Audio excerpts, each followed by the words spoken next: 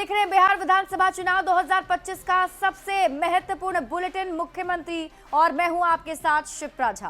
तो चलिए बिना देरी के शुरू करते हैं बिहार विधानसभा चुनाव का पहला संपूर्ण चुनावी बुलेटिन मुख्यमंत्री। लालटेन वालों ने जंगल राज दिया, अब हम लोग कभी उसके साथ नहीं जा सकते हैं। एक मौका तेजस्वी को दीजिए, वैकेंसी ही नहीं है। और मुख्यमंत्री की शुरुआत सबसे बड़ी चुनावी खबर के साथ। विधानसभा चुनाव की सरगर्मी के बीच विक्रमगंज की चुनावी सभा में मोदी नीतीश की जोड़ी ने 2025 का चुनावी एजेंडा सेट कर दिया है। एनडीए इस बार किन किन मुद्दों पर चुनाव लड़ने वाला है, आप इस रिपोर्ट में देखिए। प्राण जाए पर वचन न जाई। 2025 में होने वाले बिहार विधानसभा चुनाव का एजेंडा क्या एनडीए ने सेट कर दिया है? रोहतास के विक्रमगंज में हुई मोदी नीतीश की जोड़ी ने यह साफ कर दिया कि इस बार एनडीए किन मुद्दों के साथ जनता के बीच जाने वाला है। प्रधानमंत्री नरेंद्र मोदी ने ऑपरेशन सिंदूर का जिक्र कर राष्ट्रवाद का मुद्दा बुलंद किया, राम का जिक्र कर हिंदुत्व की हुंकार लगाई और डबल इंजन सरकार के काम का हवाला देकर विकास का एजेंडा सेट कर दिया। सासाराम की इस धरती के तो नाम में भी राम है। सासाराम, सासाराम के लोग जानते हैं भगवान राम और उनके कुल की रीति क्या थी। तो नीतीश कुमार ने जातिगत जनगणना का कार्ड भी खेल दिया है। हाल ही में तो केंद्र सरकार ने जाति आधारित जनगणना कराने का भी निर्णय लिया। इसके लिए मैं नमन करता हूं, अभिनंदन करता हूं। यानी राष्ट्रवाद, हिंदुत्व, विकास और जातिगत जनगणना बिहार में एनडीए का यही चुनावी एजेंडा होगा। एनडीए के नेता अब इस एजेंडे पर काम करने में जुट गए हैं, पर सबसे बड़ा सवाल है कि विरोधी इसका जवाब कैसे देंगे। ये पेरियार साहब के समय ज्ञानी जेल सिंह, कर्पूरी ठाकुर, जो लोग लंबे समय से इस बात की वकालत करते रहे हैं कि जिसकी जितनी आबादी उसको इतनी हिस्सेदारी, उसके ऊपर जातीय गणना होना जरूरी है कि इस प्रदेश में सब्जी बेचने वाला, भीख मांगने वाला, हंडा बेचने वाला की संख्या क्या है। अरे गुजरात को जितना दे रहे छोड़िए ना, 90% ही दे दीजिए बिहार को। बड़ी आबादी है बिहार, विकसित बिहार का कोई आपके पास रोड मैप नहीं। दोस्तों, जब प्रधानमंत्री ने कल ऑपरेशन सिंदूर की बात की तो पूरे देश में एक राष्ट्र प्रेम, राष्ट्र भावना और शत्रु को कुचलने की भावना से हर भारतीय का मन बढ़ गया, ओतप्रोत होने लगा। लेकिन हमारे विपक्ष, हमारे कांग्रेस, हमारे आरजेडी के मित्रों को क्या हुआ? वो बाहर फेंकेगी क्योंकि जनता समझ चुकी है कि ट्रबल इंजन की सरकार बिहार को ट्रबल में डाल दिया है। राजनीतिक जानकारों का मानना है कि एनडीए के ये चारों मुद्दे चुनाव में काफी असरदार हो सकते हैं। सभी दल अपने चुनावी मुद्दों को धार देने में जुट गए हैं, पर देखने वाली बात यह होगी कि जनता किस पर अपना भरोसा जताती है। पटना से संवाददाता आनंद अमृतराज के साथ ब्यूरो रिपोर्ट, न्यूज़ 18। मुख्यमंत्री में बढ़ेंगे आगे। चुनावी साल में राहुल गांधी लगातार बिहार का दौरा कर रहे हैं और इस बार राहुल गांधी नीतीश कुमार के गढ़ नालंदा आ रहे हैं, जिसे लेकर अब सियासत शुरू हो गई है। राहुल गांधी जिंदाबाद। नीतीश के गढ़ नालंदा में राहुल गांधी दौरा करने वाले हैं और कोशिश होगी मुख्यमंत्री नीतीश कुमार के कोर वोट बैंक में सेंधमारी की। 6 जून को राहुल गांधी एक बार फिर बिहार आ रहे हैं। अपने बिहार दौरे में राहुल गांधी सीएम नीतीश के गृह जिले नालंदा में पिछड़ा अति पिछड़ा सम्मेलन करेंगे। राहुल गांधी के दौरे पर बीजेपी ने तंज कसा है। राहुल गांधी अगर बिहार आएंगे तो इससे बीजेपी को क्या मतलब है? वाजिब है, वो भी एक पार्टी चलाते हैं, तो नहीं आएंगे तो क्या घर में सो करके जिंदगी काटेंगे क्या? राहुल जी को तो हर वक्त आना चाहिए। वहीं आरजेडी ने राहुल गांधी का बिहार में स्वागत किया तो कांग्रेस का दावा है कि बीजेपी राहुल गांधी के धुआंधार दौरों से डरी हुई है। भाजपा के लोगों में साफ साफ डर दिख रहा है राहुल गांधी का, क्योंकि राहुल गांधी पिछले एक साल में 10 से ऊपर बार बिहार आ चुके हैं। बिहार के लोगों का दर्द सुन रहे हैं और भाजपा हमारी कॉपी कर रही है, जातीय जनगणना पे कॉपी कर रही है। राहुल गांधी अति पिछड़ा की बात कर रहे हैं। राहुल गांधी जी का राजगीर की पावन धरती पे बहुत बहुत स्वागत। वो खुशी की बात है कि वो बिहार आ रहे हैं और बिहार आ रहे हैं तो वो देखें कि नीतीश कुमार जी बिहार की क्या बदहाली करके इन 20 सालों में रख। नीतीश कुमार के गृह जिले में उनके कोर वोट बैंक में सेंधमारी की कोशिश से उनकी पार्टी को कोई चिंता नहीं है।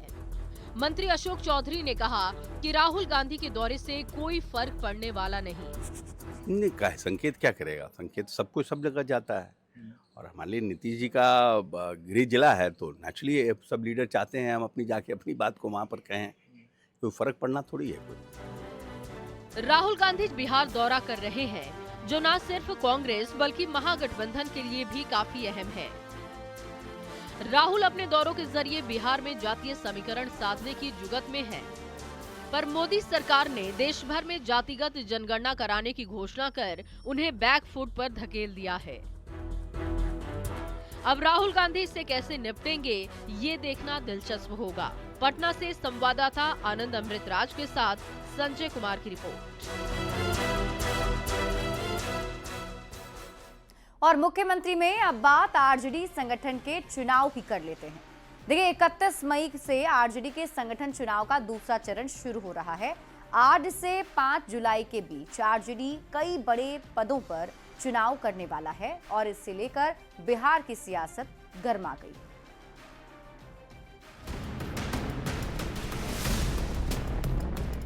आरजेडी के संगठन में बड़ा बदलाव होने वाला है। 31 मई से संगठन चुनाव का दूसरा चरण शुरू हो रहा है और 5 जुलाई तक प्रदेश अध्यक्ष से लेकर राष्ट्रीय अध्यक्ष तक का चुनाव होना है।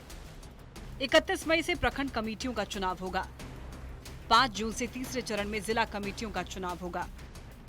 14 जून से प्रदेश अध्यक्ष के चुनाव की प्रक्रिया शुरू हो जाएगी, जबकि 24 जून को राष्ट्रीय अध्यक्ष के चुनाव की प्रक्रिया शुरू होगी और 5 जुलाई को आरजेडी के राष्ट्रीय अध्यक्ष का चुनाव होगा। आरजेडी के मुख्य प्रवक्ता मृत्युंजय तिवारी ने बताया कि आरजेडी पारदर्शी और संवैधानिक तरीके से सभी पदों पर चुनाव करेगा। देखिए, राष्ट्रीय जनता दल का सांगठनिक चुनाव का कार्यक्रम तय है। पूरे लोकतांत्रिक तरीके से पारदर्शिता के साथ चुनाव संपन्न हो रहे हैं, पर विरोधी आरजेडी संगठन में होने वाले चुनाव को ढकोसला बता रहे हैं।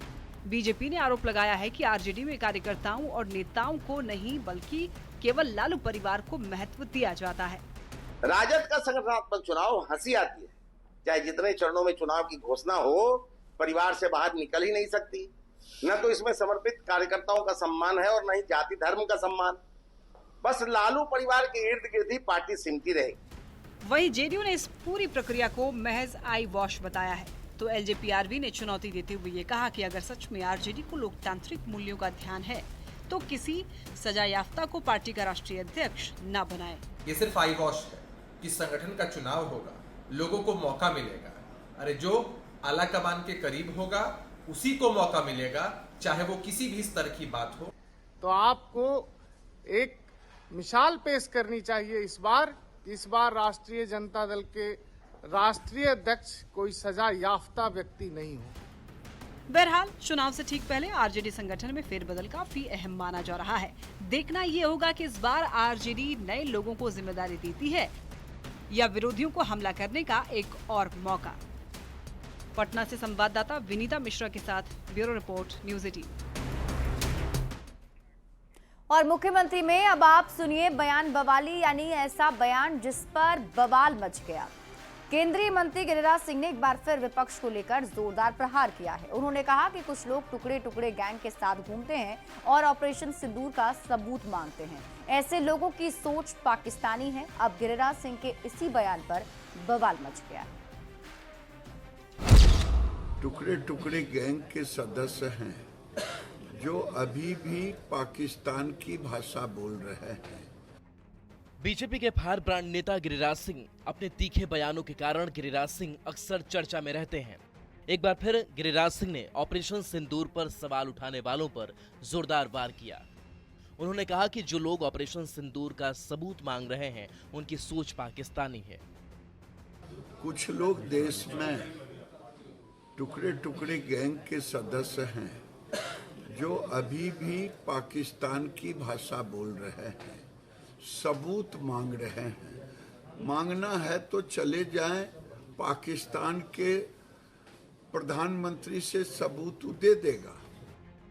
गिरिराज सिंह का ये बयान आते ही सियासी बवाल मच गया। सहयोगियों ने बयान का समर्थन किया तो विरोधी भाषा की मर्यादा पर सवाल उठाने लगे।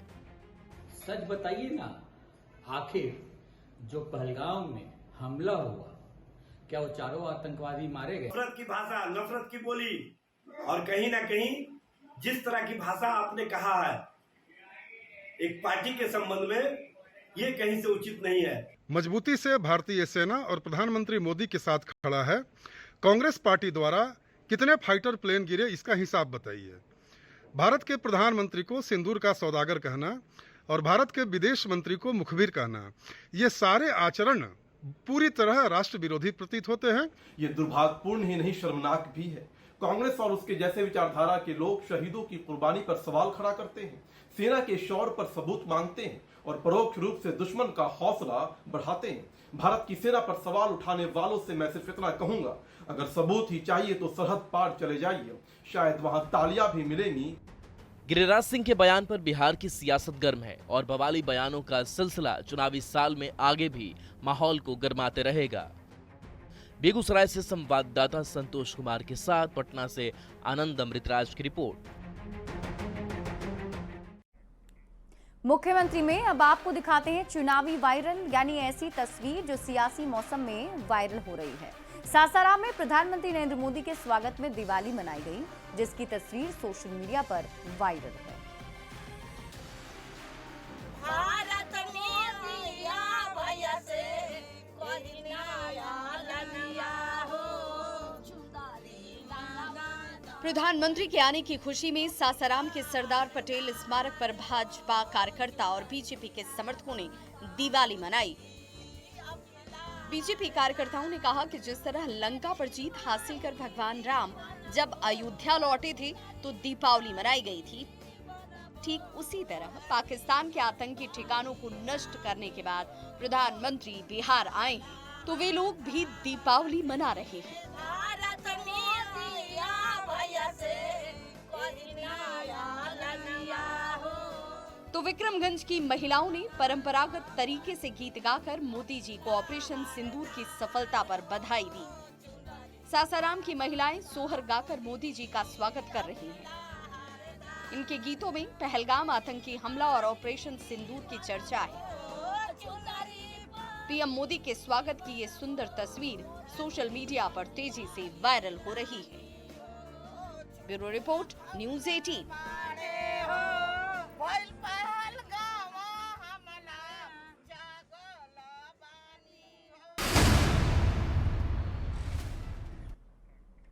और मुख्यमंत्री में अब वक्त है एक रोचक चुनावी जानकारी की। क्या आप जानते हैं कि 18 साल के युवाओं को मतदान का अधिकार कब मिला? तारीख थी 28 मार्च 1989।